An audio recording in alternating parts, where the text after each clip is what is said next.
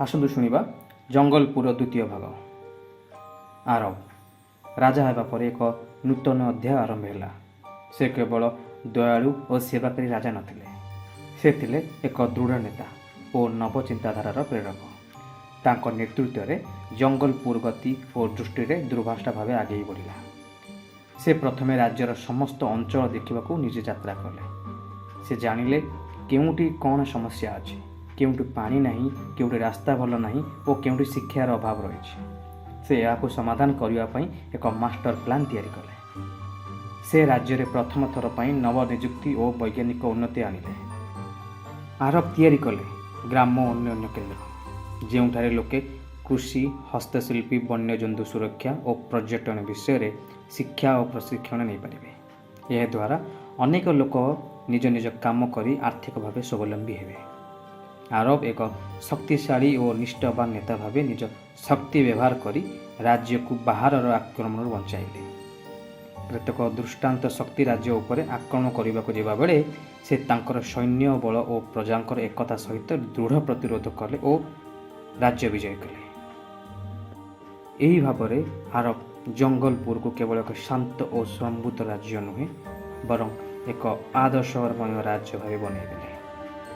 ସେ ନବ ଉଦ୍ୟୋଗ ଆରମ୍ଭ କଲେ, ଯେଉଁଥିରେ ସବୁ ଯୁବତୀମାନେ ନୂତନ ଆଇଡ଼ିଆରେ ଦେଇ ରାଜ୍ୟକୁ ଅଗ୍ରଗତି ମାର୍ଗରେ ନେଇଯିବେ। ଆରବ ବିଶ୍ୱାସ କରୁଥିଲେ, ପୁରୁଣା ମୂଲ୍ୟବୋଧ ସହିତ ନୂତନ ଚିନ୍ତାଧାରା ମିଶିଯାଏ, ତେବେ ଗଢ଼ି ଉଠେ ଏକ ସୁନ୍ଦର ଭବିଷ୍ୟତ। ତାଙ୍କ ଜୀବନର ଏହି ଅଧ୍ୟାୟ ଶିଖାଏ ଯେ ଦୟା, ପରିଶ୍ରମ ଓ ନବଚିନ୍ତା ଏକକ ଥିଲେ ଯେକୌଣସି ରାଜ୍ୟକୁ ଆଦର୍ଶ ରାଜ୍ୟ କରାଯାଇପାରିବ। ଜଙ୍ଗଲପୁର ଆରବଙ୍କ ନେତୃତ୍ୱରେ ଦିନକୁ ଦିନ ବିକଶିତ ପାଉଥିଲା। ରାଜ୍ୟରେ ସୁଖ, ଶାନ୍ତି, ଶିକ୍ଷା ଓ ସମାନତା ବ୍ୟାପି ଯାଉଥିଲା।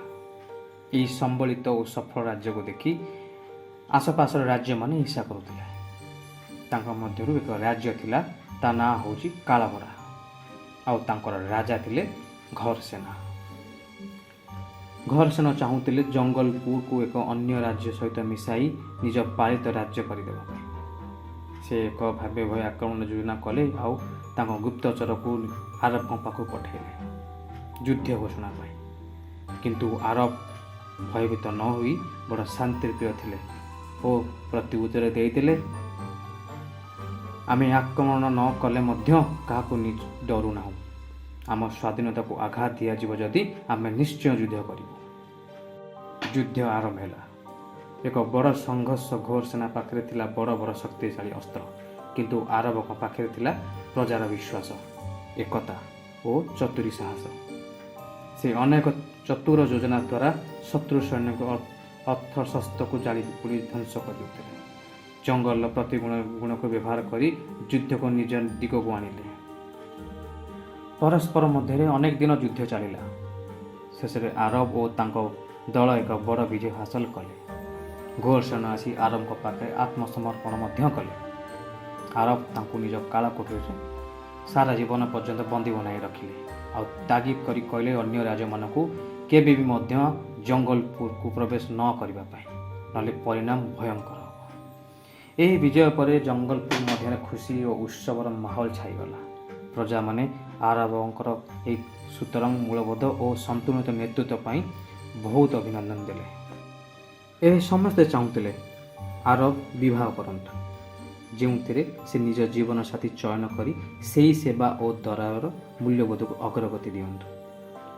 ଅନ୍ତେ ଆରବ ମୈତ୍ରୀ ନାମକ ଏକ ଶିକ୍ଷିତ ଓ ସହଯୋଗୀ ସ୍ୱଜନ ଅବଲମ୍ବଙ୍କ ସହ ବିବାହ କଲେ, ଯିଏ ରାଜ୍ୟର ଶିକ୍ଷା ବ୍ୟବସ୍ଥାରେ ଦୀର୍ଘ ଦିନ ଧରି କାମ କରୁଥିଲେ।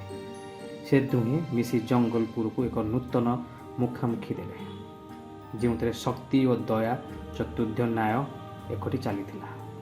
ଏହିପରି ଆରବ ଏକ ମୈତ୍ରିକ ନେତୃତ୍ୱ ଜଙ୍ଗଲପୁର ଏକ ଦୃଢ଼, ଶାନ୍ତିପୂର୍ଣ୍ଣ ଓ ସମୃଦ୍ଧ ରାଜ୍ୟ ଭାବେ ପରିଗଣିତ କରିଦେଲେ।